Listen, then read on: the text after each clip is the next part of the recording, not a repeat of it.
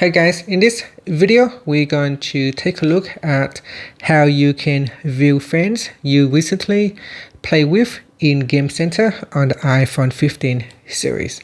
So first let's go back to the home screen by swiping up at the bottom of the screen.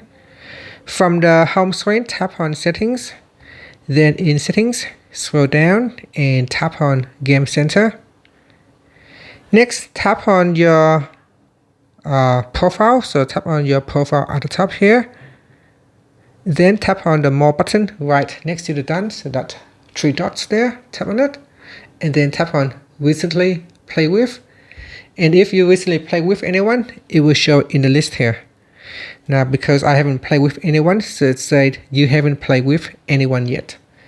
And that's it. After that, you can tap on Done or swipe up to go back to the home screen.